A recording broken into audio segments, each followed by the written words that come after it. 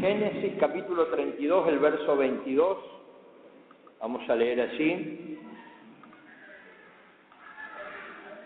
Génesis 32, 22.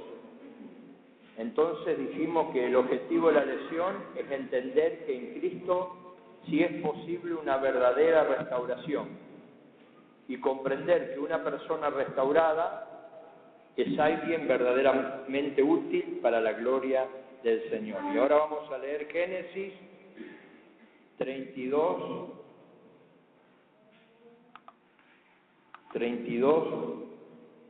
desde el 22 hasta el 28.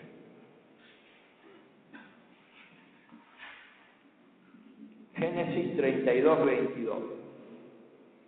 Dice así: y se levantó aquella noche y tomó sus 2 mujeres y sus 2 siervas y sus 11 hijos y pasó el vado de Jacob. Los tomó pues e hizo pasar el arroyo a ellos y a todo lo que tenía. Así se quedó Jacob solo y luchó con el varón hasta que rayaba el alba.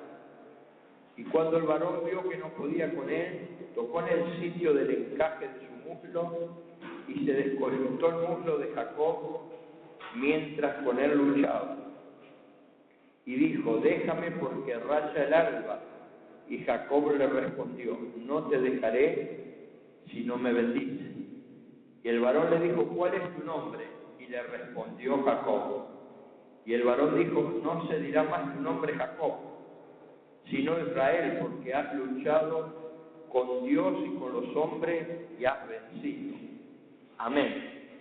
Vamos a leer este último versículo, hermanos, porque por ahí puede no ser entendido en otra versión. El verso 28, vamos a leerlo de la versión de la Biblia del lenguaje sencillo. No es que se cambia lo que dice la Escritura, sino que se expresa en un lenguaje más entendible. El verso 28. Ya no te vas a llamar más Jacob, ahora vas a llamarte Israel, porque has luchado con los hombres y has vencido. Y vamos a ver el otro texto, en otra versión, que es la versión de la Biblia al día.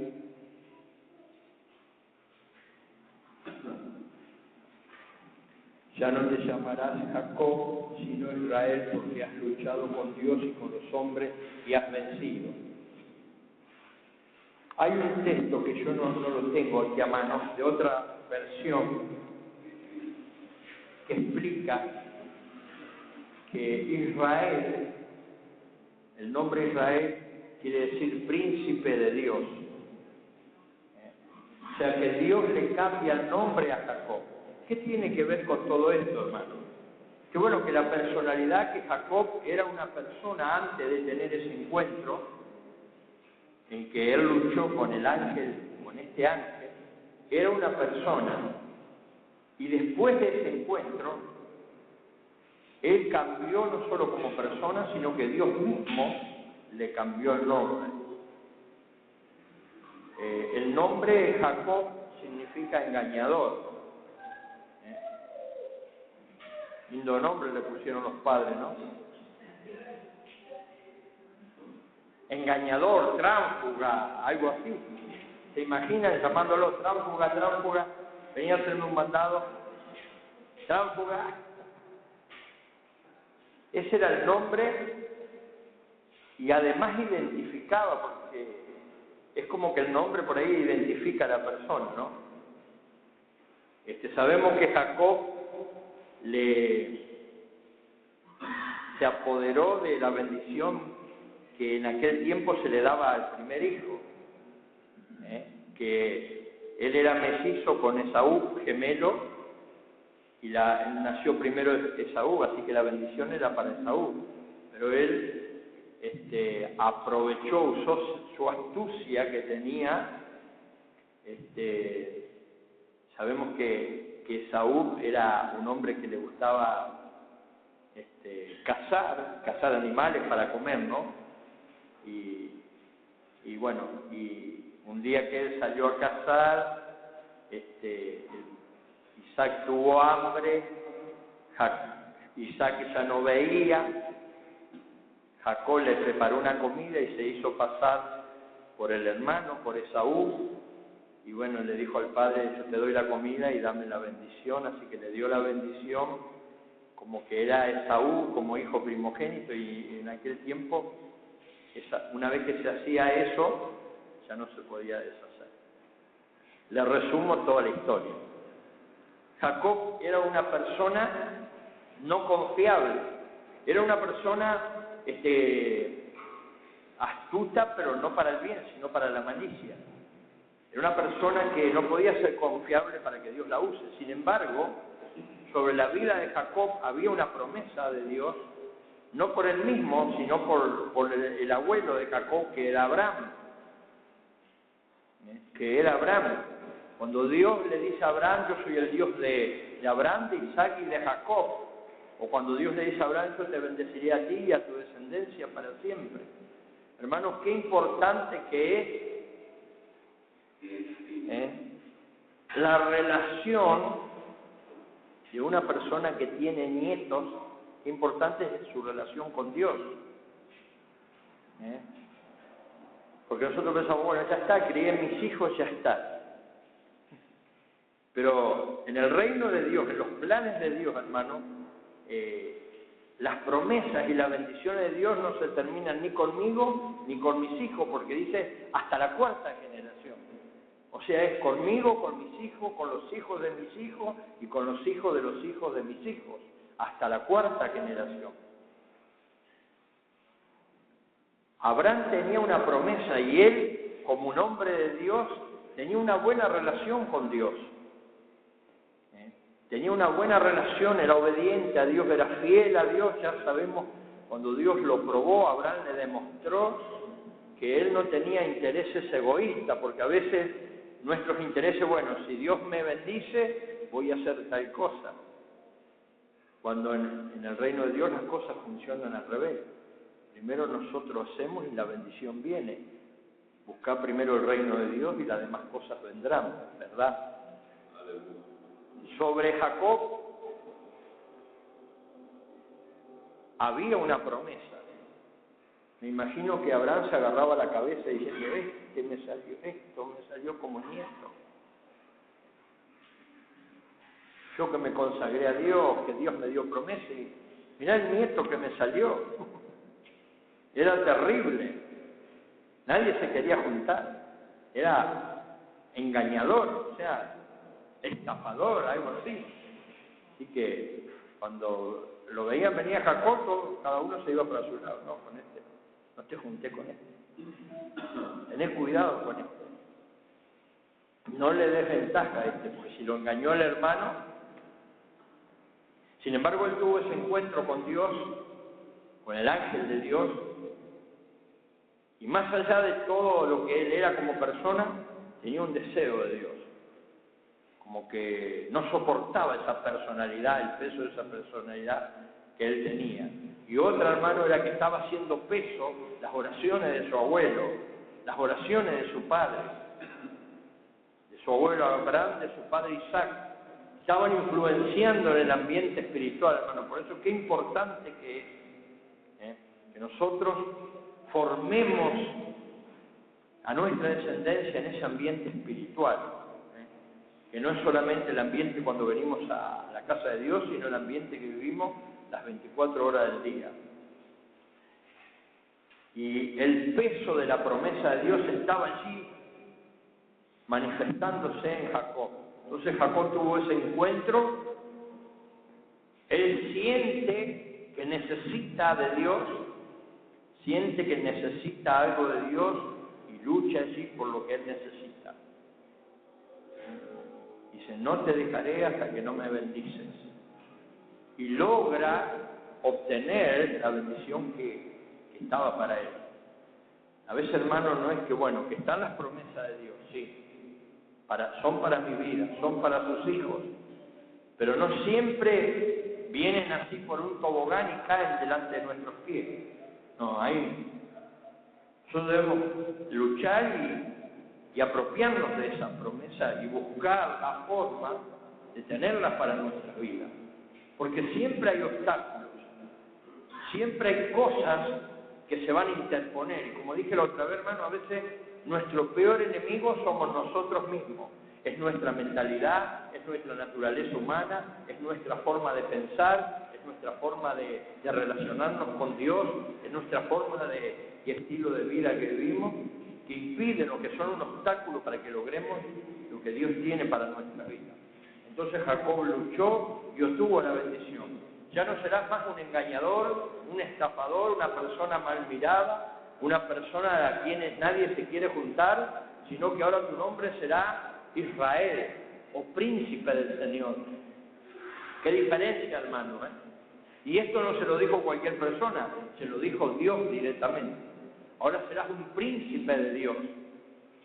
Serás un príncipe de Dios. De ser lo peor, ahora serás lo mejor. De ser alguien que nadie lo quería, ahora vas a ser una persona de bendición. Ahora en ti va a haber bendición. Donde vayas va a haber bendición. A tus hijos van a ser bendecidos y tu descendencia va a ser bendecida. ¿Por qué, hermano? Porque Dios estaba comenzando un proceso, porque Él había elegido esa descendencia para un proyecto, para un propósito, que era formar la nación de Israel, su pueblo del antiguo pacto. Entonces Dios no podía usarlo a Jacob así como era, en esas condiciones, en ese estado espiritual, con esa forma de pensar, siempre mirando a ver en qué podía sacar ventajas o engañar a alguien. Dios no podía usarlo así. Hermano, Dios no nos puede usar si nosotros no tenemos un estado como Él quiere que tengamos. No podemos ser confiables, no podemos ser instrumentos de Dios. Entonces Dios trabaja en el corazón de Jacob, trabaja en la vida de Jacob, y no solamente le cambia el nombre, sino cambia su estilo de vida, cambia su personalidad, lo restaura. De ser algo que no servía, lo hace algo útil. De ser un estorbo, de ser un problema, Dios lo toma y lo hace un instrumento de bendición. Dios es así, hermano. Dios nos toma. Muchas veces, tal vez sin darnos cuenta, hemos sido un obstáculo en la obra del Señor. Con nuestros pensamientos, con nuestra forma de ser, o con nuestra familia, o nuestro matrimonio, con nuestra forma de pensar. Tal vez hemos sido un obstáculo para los planes de Dios, para nuestra familia, para nuestro matrimonio, para nuestro hogar, o para lo que Dios quiere usarnos. Pero cuando nosotros venimos a Dios, Dios puede tomarnos y puede transformarnos. Podemos dejar de ser un problema, como era Jacob, y ahora somos una bendición. Porque para eso hemos sido puestos, hermano, a la bendición. Dios te trajo aquí para que tú seas una bendición. Para que tú seas una bendición, donde tú vayas, lo que tú toques, donde tú te muevas, que seas una bendición. Que seas una bendición no solamente para tu vida, para tu hogar, sino para quienes se encuentran contigo cada día. Gloria al Señor.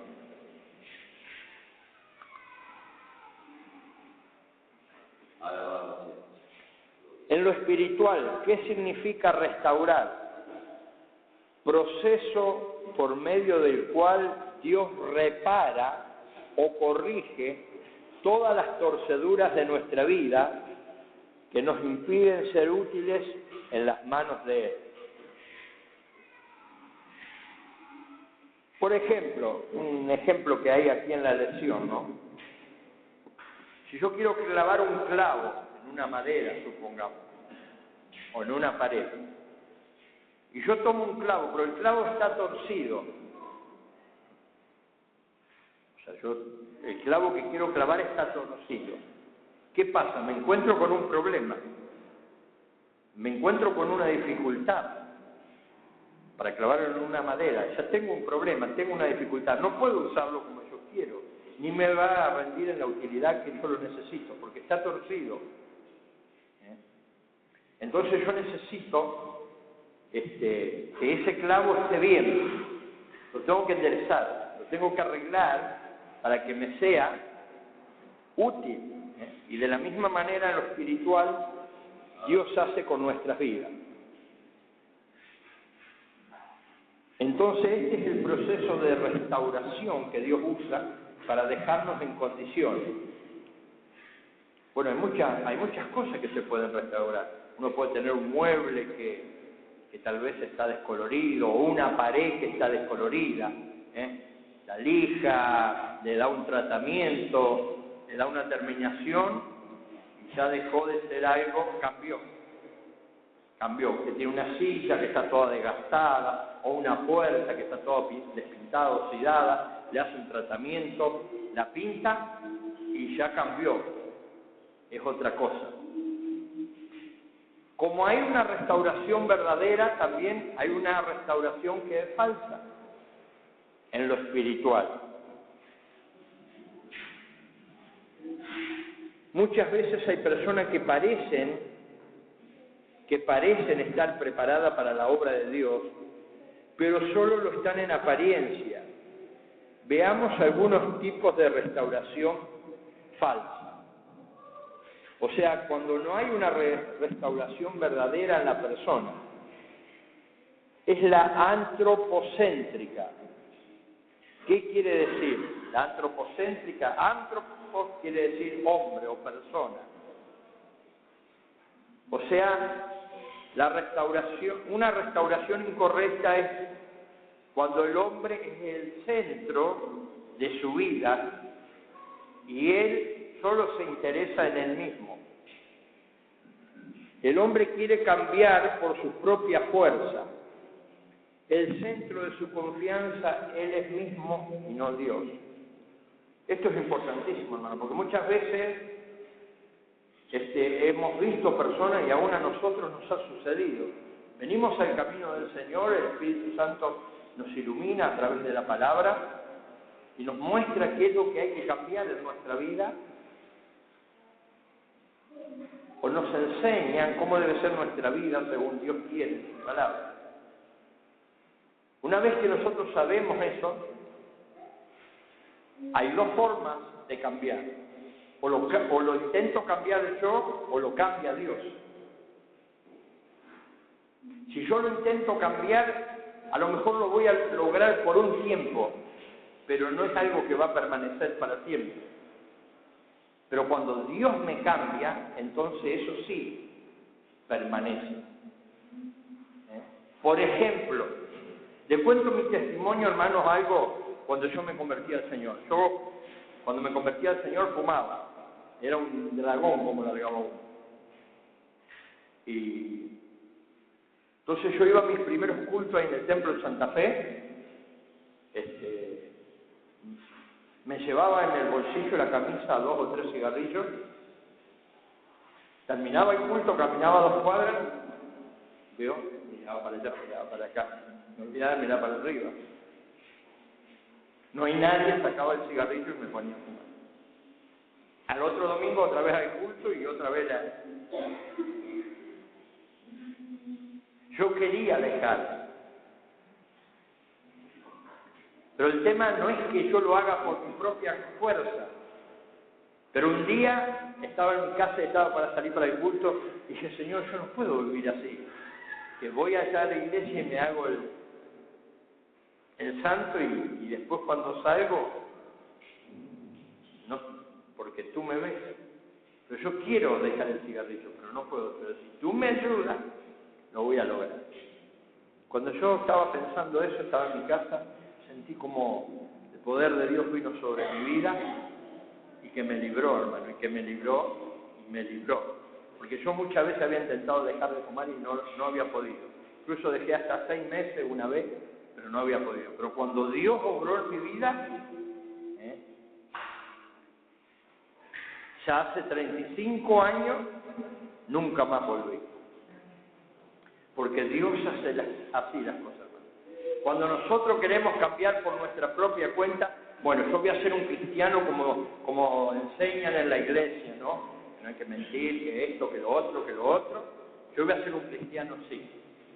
Entonces, bueno, cuando estoy en la iglesia para que todos vean que yo entiendo lo que es el propósito de Dios y que trato de vivir como Dios quiere, bueno, así trato de hacer todo prolijamente para que nadie se dé cuenta o para que todos me vean como una persona restaurada, una persona que Dios la ha transformado. Pero salgo de allí y hago mi vida privada y ahí sigo siendo el mismo. Sigo teniendo los mismos problemas o las mismas cosas que me identifican como que soy una persona que no he sido transformada. Entonces el problema es eso, hermano, cuando nosotros nos restauramos a nosotros mismos. No funciona. Solamente funciona cuando Dios nos transforma. ¿Y cuándo Dios me transforma? Cuando yo tengo deseos primero en mi corazón de ser transformado. Porque, hermanos queridos, hay personas que no les gusta. O sea, entienden las cosas. Se les enseña, se les ministra, conocen la palabra. Pero no quieren dejar ese estilo de vida. Les gusta vivir así.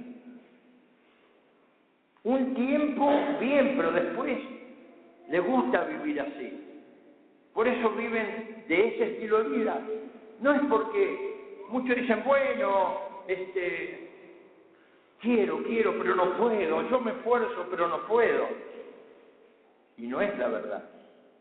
Si sos así es porque querés ser así. Porque Dios puede hacer todo lo que nosotros necesitamos que Dios haga en nuestra vida. Jesús lo enseñó de una manera fuerte, hermano. Por ahí me da hasta mencionar esta enseñanza. ¿Qué dijo Jesús cuando enseñó de esto? Una persona que no está bien restaurada vuelve otra vez a su antigua forma de vivir. Jesús lo comparó con dos animales a esto, con la puerca o con el chancho. Nosotros lo conocemos como el chancho. O con el perro. El perro vuelve a su vómito. La enseñanza fuerte. ¿Y el chancho qué hace? Lavado, vuelve al barro. Se agarra un chancho, una chanchita, la lleva al salón de belleza,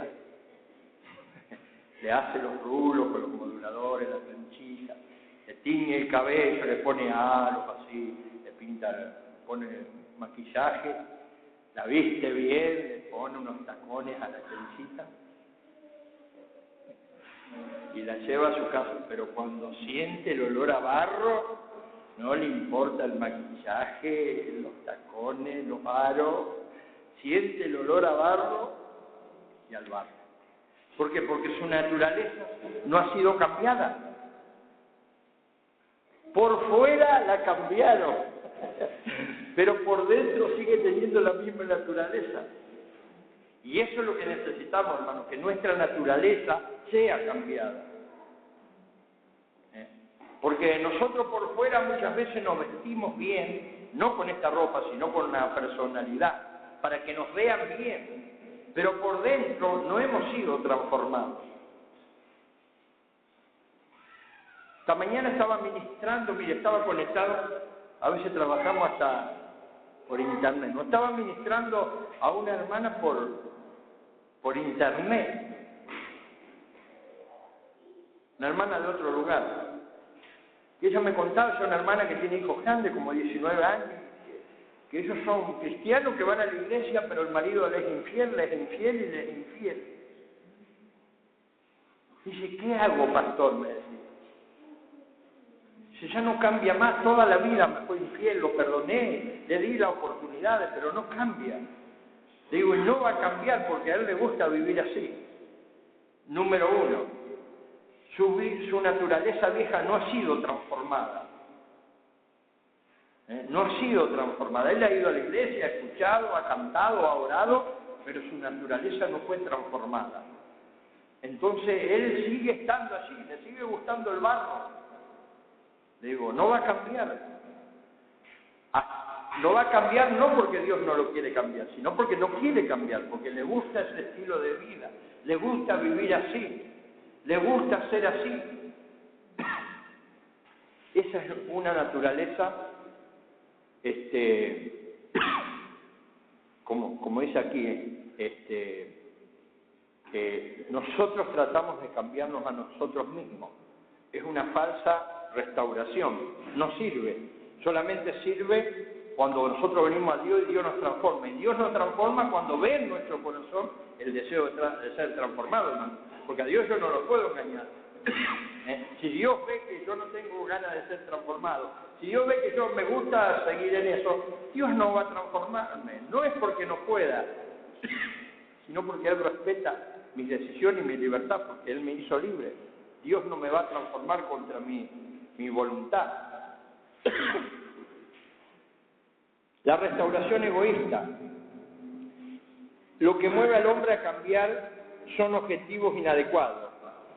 Él cambia con el fin de ocupar un puesto, ganar fama o demostrar capacidad, pero no con el objetivo de ser útil en las manos de Dios. Esa es otra falsa restauración, que la persona cambia porque quiere algo, quiere lograr algo. Yo vengo acá, el culto empieza a las 7, vengo a las 6:30, llega el pastor, permítame que le llevo el portafolio, necesita algo, pastor, cuente conmigo, y está ahí todo servicial, que no está mal hacerlo. El tema es qué me motiva a hacer eso. Si eso me motiva a honrar a Dios o ganar un puesto. Pero pastor, no se olvide el próximo apartamento, téngame en cuenta que el Señor le revele, si no se lo hago recordar. Para lograr algo, cuando lo logra, se terminó. Menos mal que acá no pasa, hermano. Gloria a Dios, pero en otro lado pasa. Cuando lograron el puesto, después dicen, yo soy tal. Así que a mí me tienen que consultar, porque yo tengo y porque tengo la famosa antigüedad en la iglesia. Entonces esa es una restauración, hermano, que no está motivada para honrar a Dios, sino para intereses egoístas. Yo quiero aparentar que soy un cristiano restaurado para conseguir algo, para conseguir un puesto, el aplauso de la gente.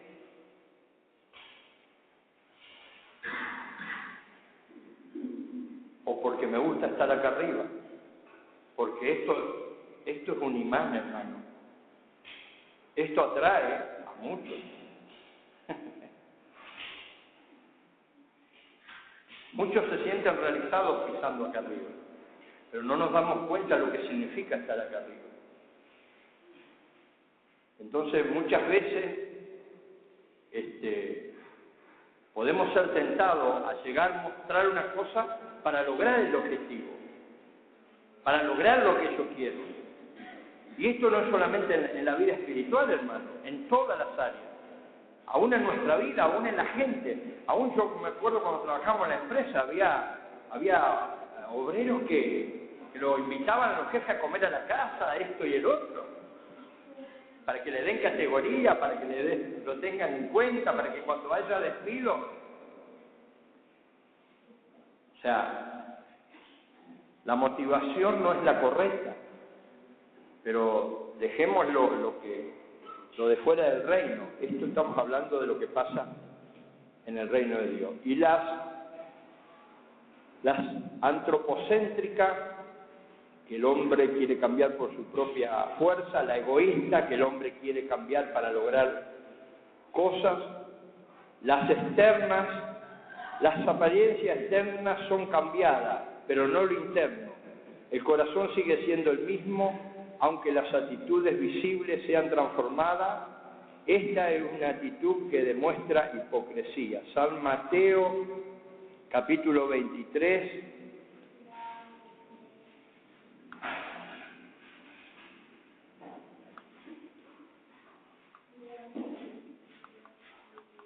Mateo capítulo 23.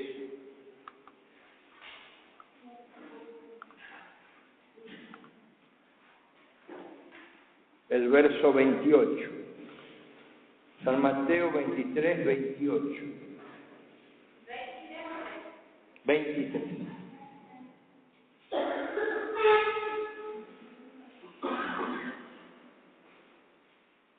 Bueno, aquí es donde Jesús habla fuerte también, ¿no?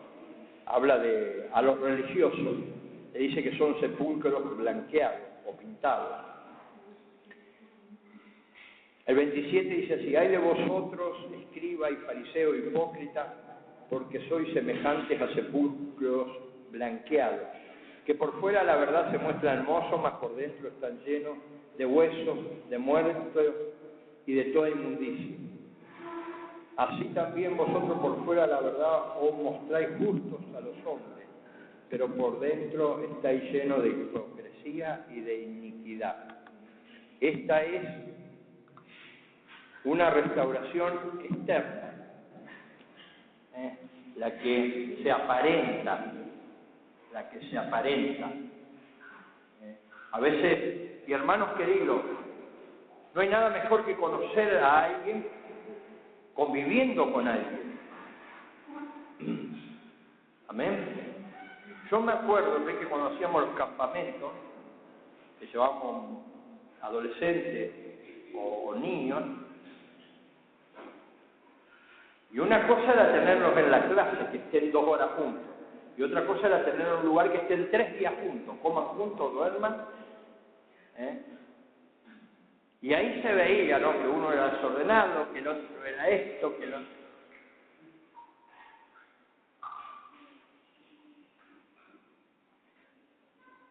A veces pasa un poco en la relación de pareja, primero en el noviazgo y después en el matrimonio. Yo creo que este es el mejor ejemplo, hermano, porque casi todos lo vivimos, ¿no? Cuando uno es novio, hermano, ¿vio?, se muestra delante de su amada, uno se hace poeta, la lleva a cenar, le regala esto, flores, le dice cosas que nunca antes, porque es así, a ver, le voy a decir algo que nunca escuchó, le voy a regalar algo que nunca se imaginó. Entonces, por eso dicen el príncipe azul. Ahora después, cuando se pasa, yo no sé si lo lavan con lavandina o le cae mucha lluvia y se empieza a desteñir el príncipe, porque llega de trabajar y deja la ropa engrasada arriba de la mesa, las medias, va al baño, toallón tirado, el piso todo mojado, la pasta de dentífrico chorreando.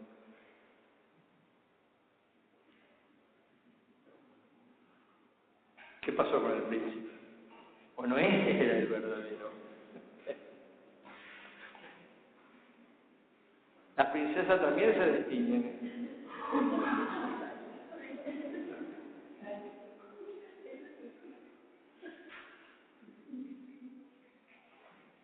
Ya se le fueron esas palabras de dulzura.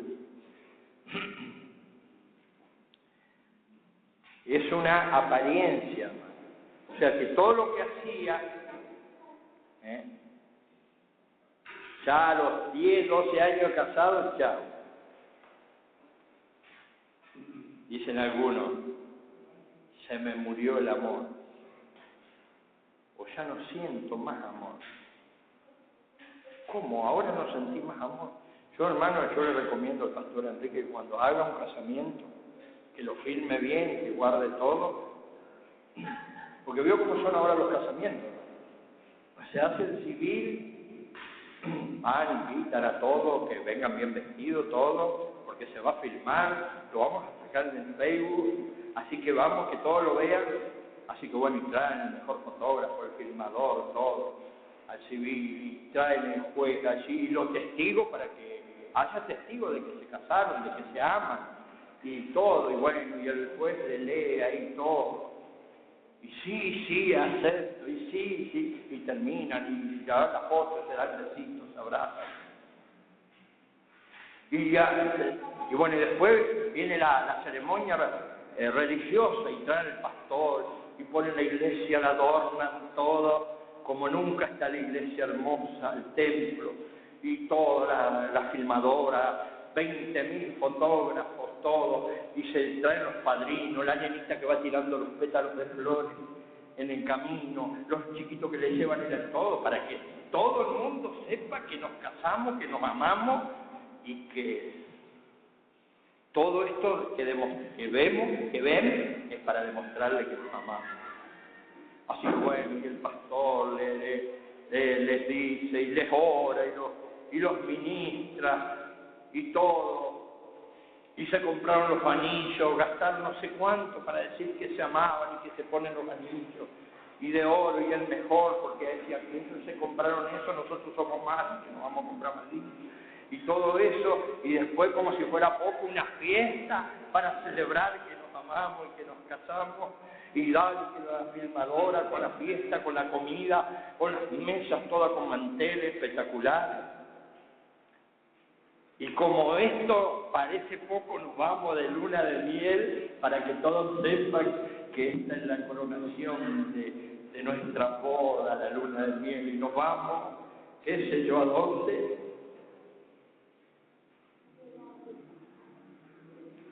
Y después, a los 4 o 5 años, pastor, necesito hablar con usted.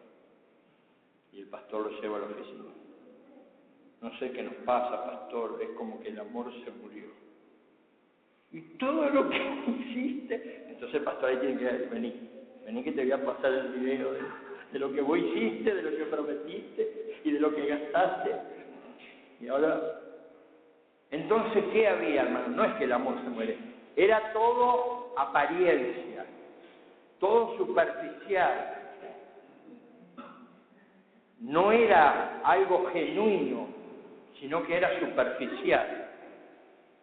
No era algo verdadero, porque lo que es verdadero permanece, porque la palabra dice que el amor permanece, que podrá haber días malos, días de conflicto, pero el amor permanece. El amor todo lo supera. El amor todo lo supera. Aún las crisis, los días más negros, se pueden superar donde hay amor. Se pueden superar. Pero cuando hay apariencia, hermano, no.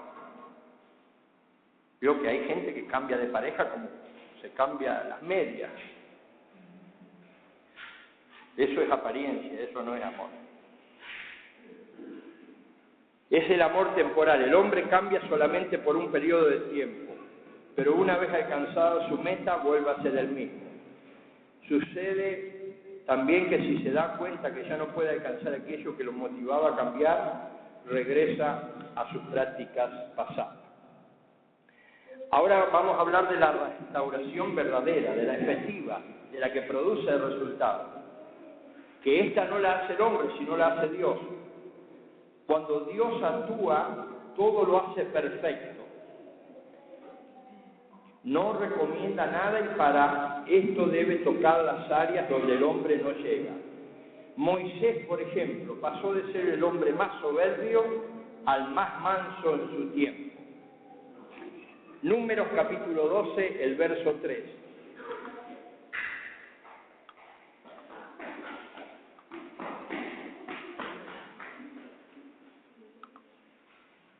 Números 12. Si quiere yo se lo leo. Números 12:3. Y aquel varón Moisés era muy manso, más que todos los hombres que había sobre la tierra. Pero hermanos, nosotros que hemos leído la vida de Moisés, sabemos que al principio Moisés no era manso. Ni por asomo era manso. Cuando había un egipcio que estaba maltratando a uno de su pueblo, a un hebreo, a un israelita, Él vino, lo agarró al egipcio, lo golpeó y lo mató. Y para que nadie lo vea, fue y lo enterró en la arena. ¿No? No hay nadie, pero arriba lo estaban mirando.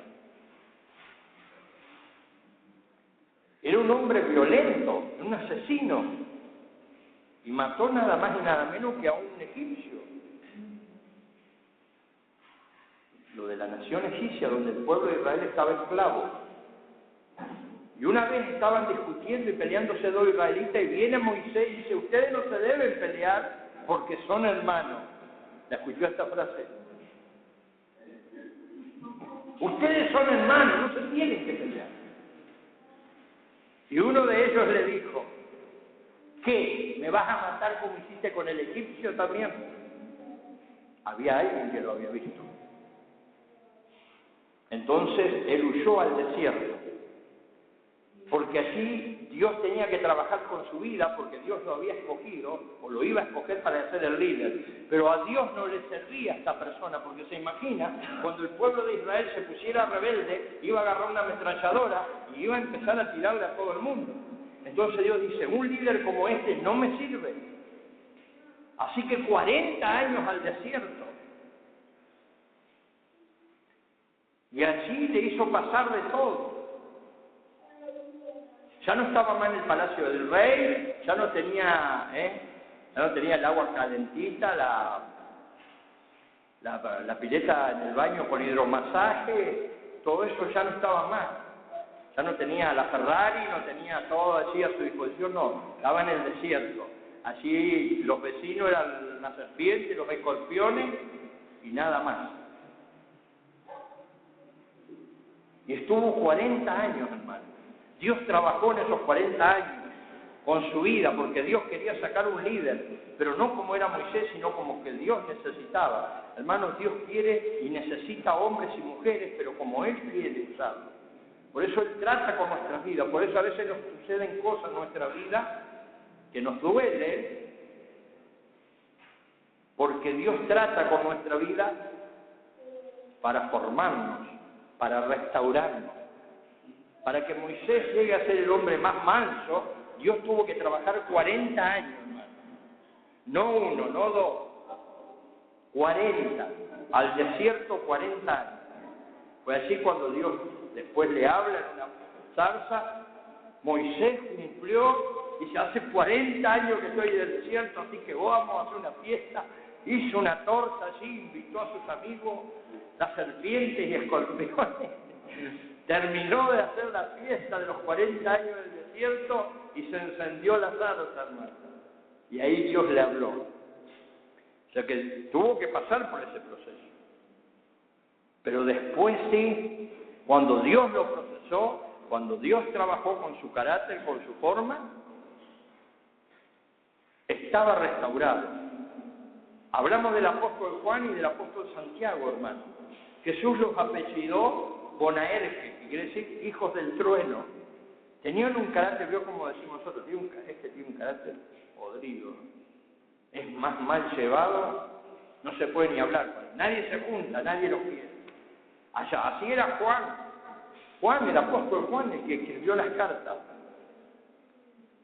Pero Dios trabajó con sus vidas. Porque después vemos escribiendo al apóstol Juan, hijitos míos, amados los unos a los otros, porque el amor viene de Dios y el que no ama no conoce a Dios. A vos lo conociste, porque antes era salvaje. Había sido transformado, hermano, por el poder de Dios.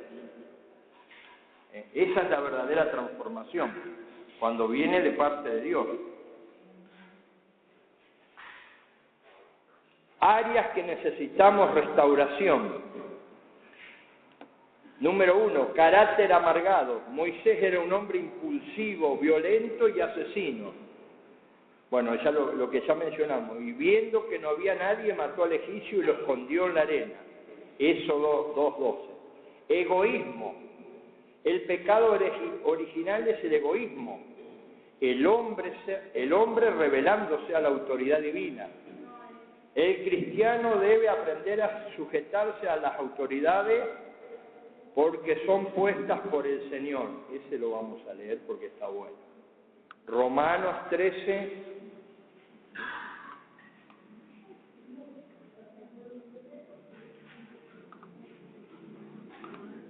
Romanos 13, 1. Yo se lo leo si quiere. Sométase toda persona a las autoridades superiores, porque no hay autoridad sino de parte de Dios, y las que hay por Dios han sido establecidas. De modo que quien se opone a la autoridad, a lo establecido por Dios, resiste. Y los que resisten acarrean para sí mismos condenación. Vamos a leer otra versión para que quede más claro.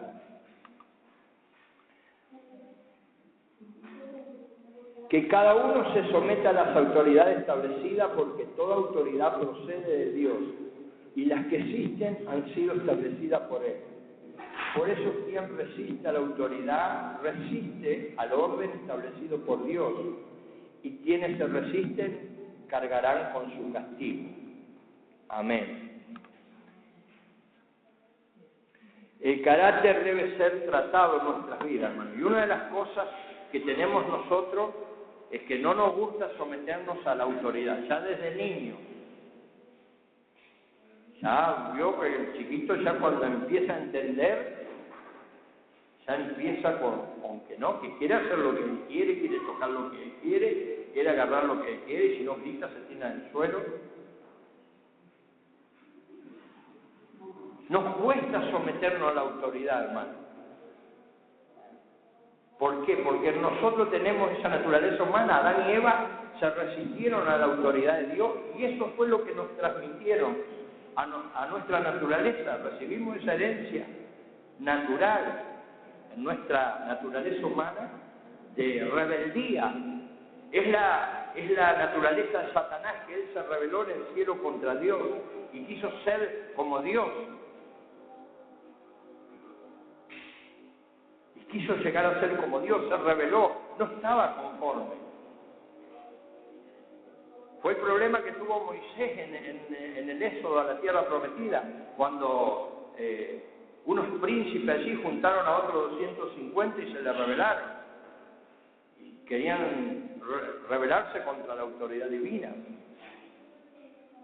Fue el problema que tuvo el primer rey de Israel, Saúl, cuando se rebeló ante la autoridad de Dios establecida en el profeta Samuel.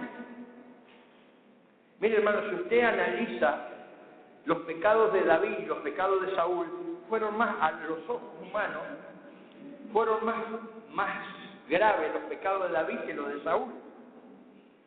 Porque David fue un adúltero, fue un asesino. Cometió adulterio con la mujer de uno de sus generales, y después lo hizo matar para quedarse con la mujer. ¿Qué fue lo que a David lo hizo mejor que Saúl? Que David nunca sobrepasó autoridad. Cuando Saúl lo perseguía, que lo quería matar, David decía: Dios me guarde de tocar el ungido de Jehová. Dios lo había desechado. Dios lo había desheredado a él y a su descendencia, porque el trono era así. Era el rey y después seguían sus hijos. Dios cortó eso y le dio el trono a David, que no era su hijo, era su yerno, para establecer una nueva descendencia real. Pero David no pasó autoridad. Cuando él le cortó el manto a Saúl, que estaba escondido en la cueva, para mostrarle a los custodios que ellos no lo estaban cuidando bien al rey, y él le dijo: así cuidan ustedes a mi señor el rey, a mi señor el rey, y el rey los quería matar. Y después dice que le pesó haber cortado el borde de la capa de Saúl, porque lo que eso hizo que David fuera un hombre conforme al corazón de Dios, que no pasó autoridad, no se rebeló contra la autoridad, no hizo lo que él quiso, sino siempre estuvo sujeto a la autoridad. La palabra de Dios dice que no hay autoridad que no haya sido puesta por Dios. Toda autoridad, hermano, te guste o no te guste, ha sido puesta por Dios. Y el que la puso, si no le gusta, que la saque. Si Dios la puso, que la saque Dios. Pero yo no me correspondo.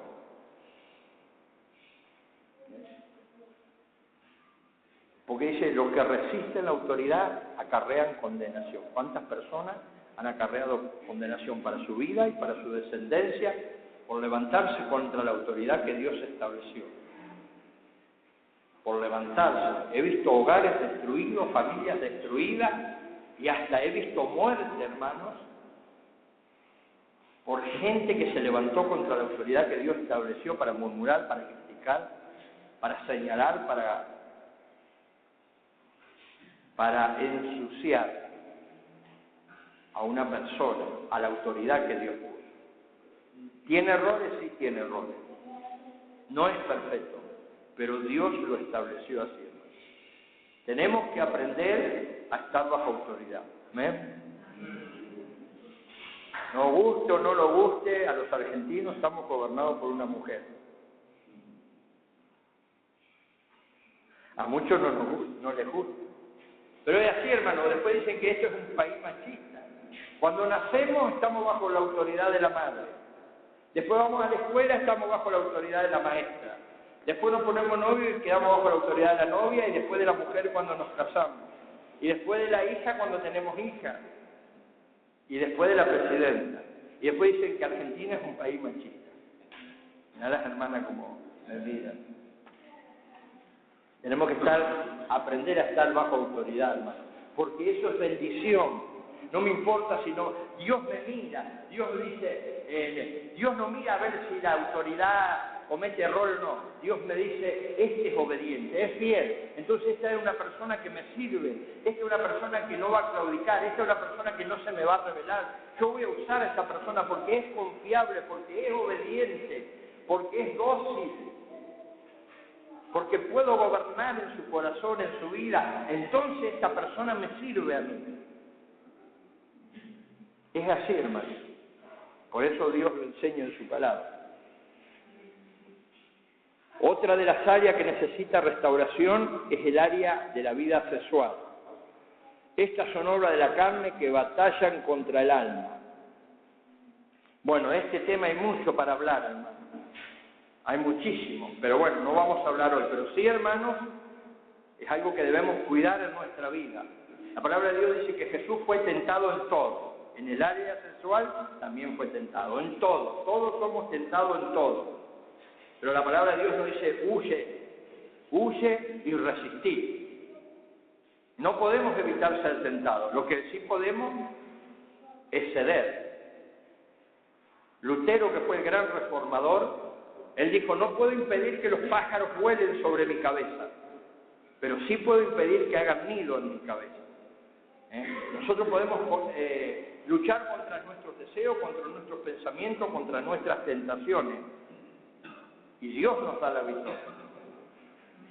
Pero si yo no lucho y la ando buscando como hacía Sansón, que él andaba por las fronteras de Israel mirando las filisteas, y los padres dijeron, no te son suficientes las chicas de Israel que tenés que ir a buscar allá. No, pero aquí ya usan minifalda y todo eso.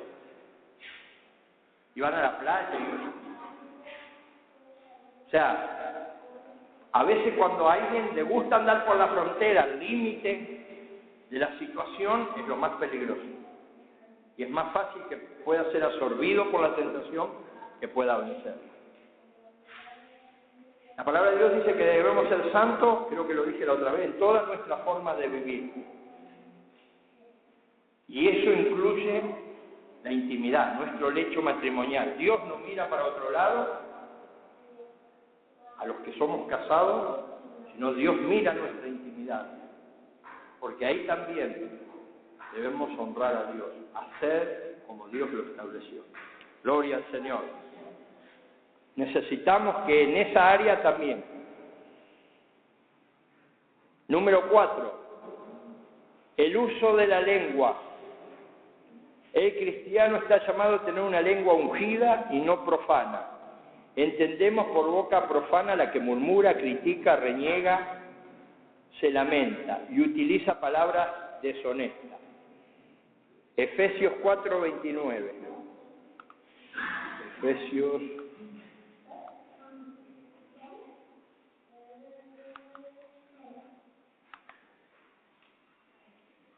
Y Efesios 4:29 dice así: no salga de sus bocas ninguna palabra ofensiva, sino solo palabras buenas que ayuden a crecer a quien lo necesite y agraden a quien lo escucha. Le leo la Reina Valera, que dice así: ninguna palabra corrompida salga de vuestra boca, sino la que sea buena para la necesaria edificación, a veces a fin de dar gracia a los oyentes. Porque cuando estamos acá, hermano, gloria a Dios y aleluya, santo es. Pero cuando voy por la calle en bicicleta y me encerró un auto,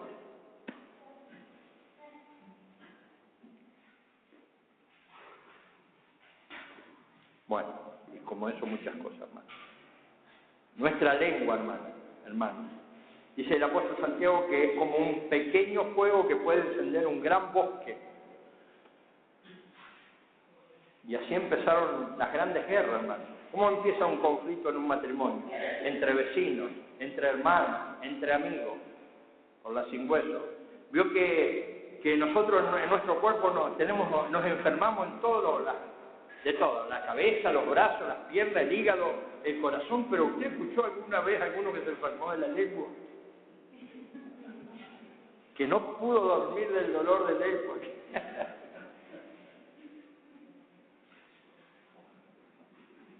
Porque yo creo que Dios hizo ese órgano para honrarle a Él.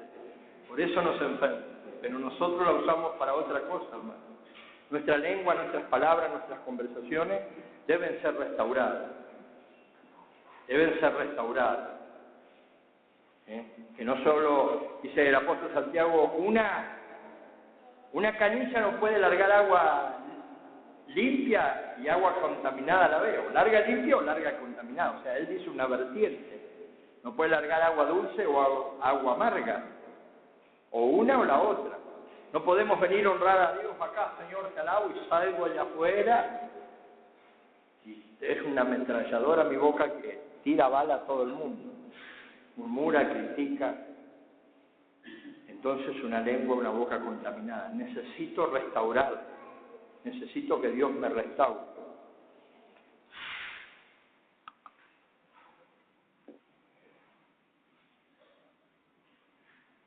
La verdadera restauración, hermano, es una obra del Espíritu Santo, no es nuestra.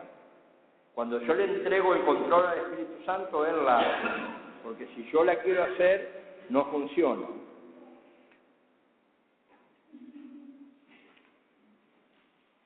Pasos para una verdadera restauración.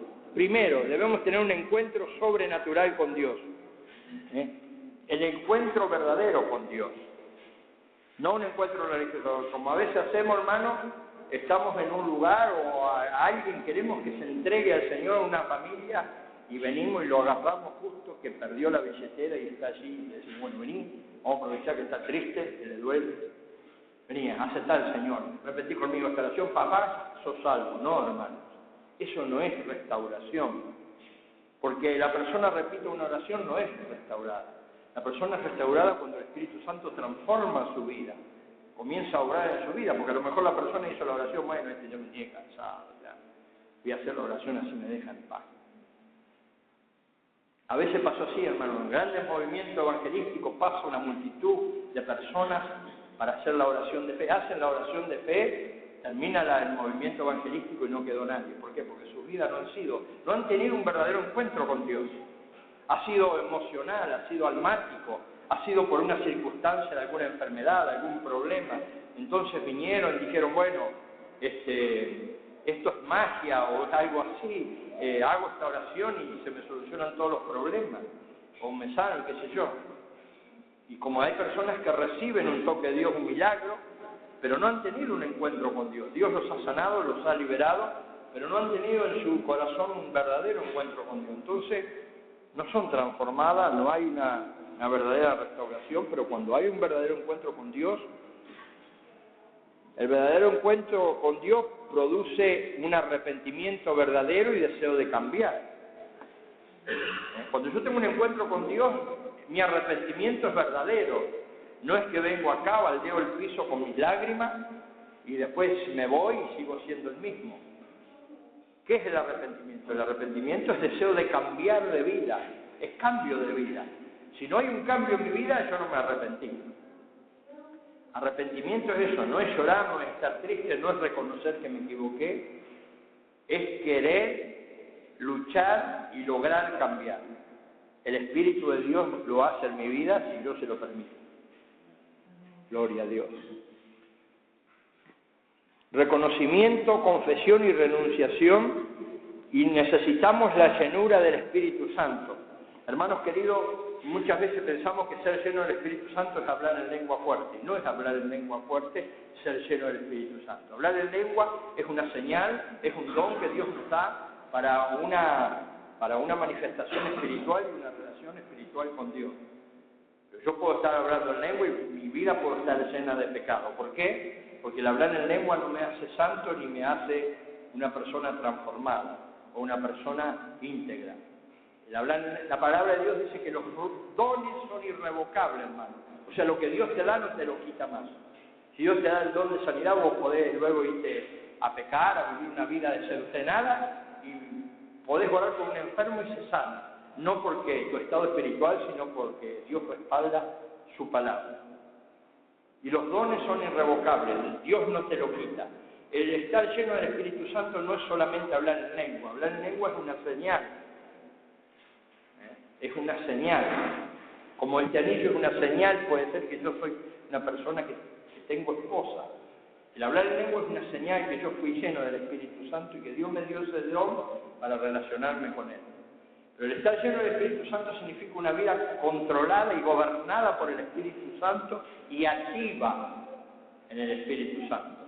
¿Qué quiere decir activa? Que mi vida, mi forma de hablar, de pensar, de vivir, de planificar, de honrar a Dios, es conforme al propósito y a la voluntad de Dios. Lleno del Espíritu Santo quiere decir gobernado, controlado, y que el Espíritu Santo se manifiesta en mi vida porque es vida, es una persona viva y que en mí manifiesta la vida de Dios. O sea que no solamente estoy gobernado, estoy controlado por el Espíritu Santo, sino que mi vida está funcionando bajo el poder del Espíritu Santo. Gloria a Dios. Esa es la verdadera restauración. Efecto de una vida restaurada, gozo personal.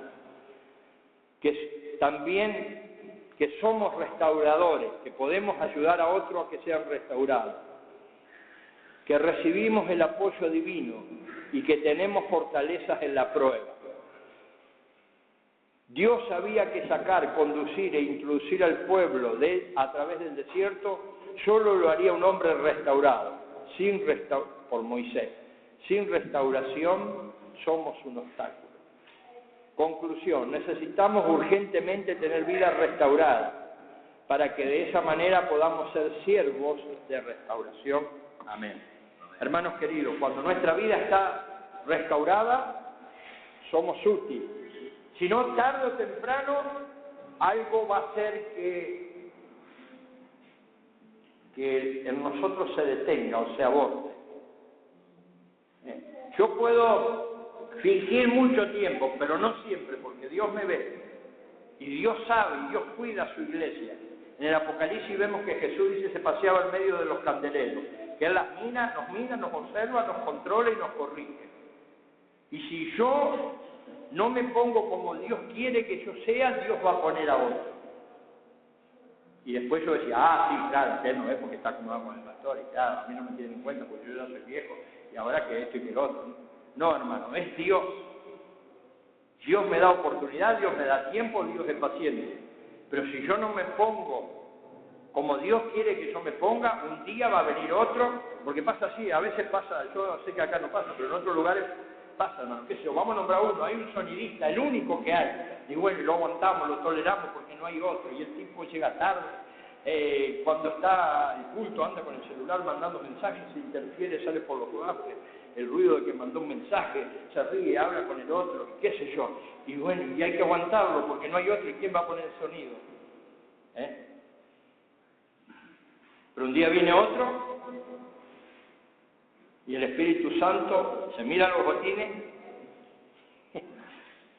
lustra la puntita, y sí, hermano, porque Dios trabaja así. Vendré aquí y quitaré tu candelabro. Si yo no soy fiel, Dios me espera, Dios es paciente, Dios me habla a través de los mensajes, de esto y el otro, la enseñanza, de los estudios, pero si yo sigo cabeza dura, llega un momento, pasó como el pueblo de Israel, hermano. Fueron rebeldes y no entraron por rebeldes. ¿Quién entraron?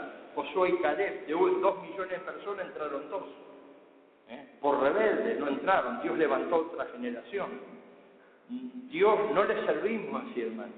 Si nosotros queremos hacer las cosas a mi manera y como yo quiero, a Dios no le sirvo yo. Va a un cierto tiempo, pero cuando Dios encuentre otra persona que esté dispuesta a hacer como Él quiere, lo va a levantar. Amén. Gloria a Dios. Señor les bendiga, hermanos. Hacemos una oración. Les invito a ponerse de pie.